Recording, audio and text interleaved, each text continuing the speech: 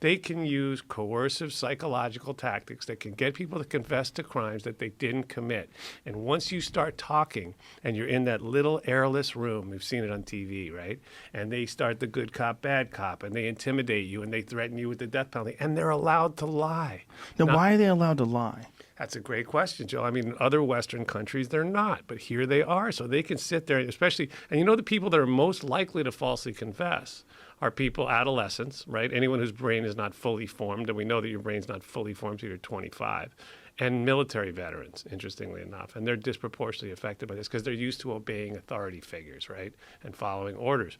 And so the Norfolk Four, a classic case of that, for 4 guys confessed to a crime they didn't commit. And none of them did it. And the Central Park 5 is another good example. Right. Those were just kids. They were just young teenage kids. And, you know, they can sit there and they can threaten you with the death. And they can sit there and go, Joe, listen, we got your buddy in the next room. He's not even there. And he says he saw you do it. We got your fingerprints on the knife, Joe. What are you talking about? The best thing for you is to confess. And Joe asked the critical question, which is why are they allowed to do it? Because there's not a law. No one has the balls. All these blowhard politicians have the balls to introduce, because, you know, they're afraid to piss off the police union because they'll lose that vote, right? To introduce legislation. God damn it, the police union should be the ones who are clamoring for right, that introduce legislation. Especially now, right? Introduce legislation, right, especially now. Introduce legislation that makes it a crime, right, to lie to a suspect. Think about the mind fuck that's going on here.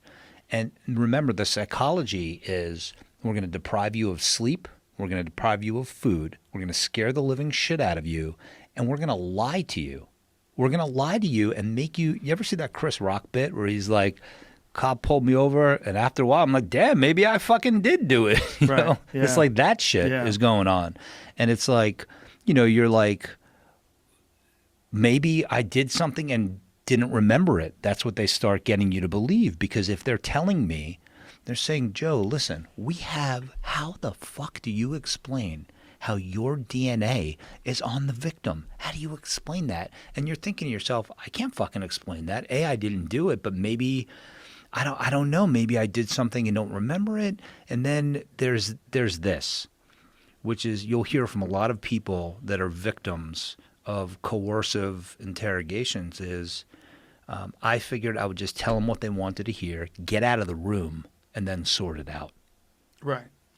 Right. And they'll say to you, listen, you're just a kid. No one's going to believe that you committed this gruesome murder, right? You just got to – my partner's crazy. I don't know what he's going to do to you.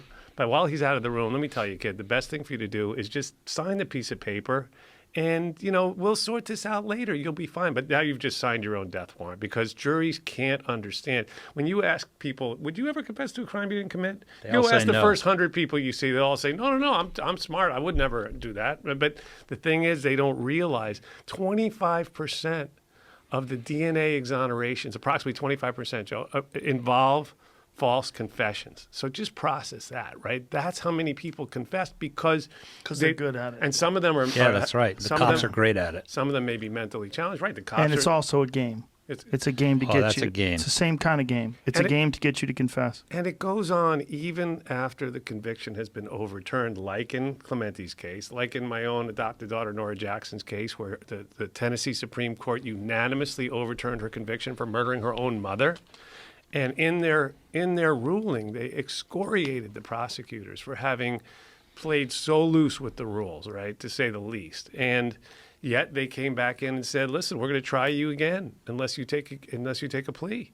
Jesus Christ. And most people say to me, "Well, but they can't try you again for the same thing," but they can, because the higher court, when they overturn your conviction, the indictment still stands, the original indictment. And most prosecutors will say, "Well, you know what? It's a long time ago, and we've been proven wrong, and you know, we're going to let it go." But if they really are vindictive, they may say, "You know what? I want to protect this conviction at all." And let's not forget that every time we convict an innocent person, the real perpetrator remains free. Right. And that, even if you're someone who maybe is, you know, pretty hardcore on you know, law and order, whatever, you know, a lot of your listeners come from different, you know, walks of life, different viewpoints, but everybody can agree that we want the person, especially these vicious, violent crimes, these brutal crimes, we should all want the real perpetrator off the street, and not for the convenient target to just get manhandled and brutalized by the system. And then that other perpetrator oftentimes goes on to commit more terrible crimes and creates more innocent victims.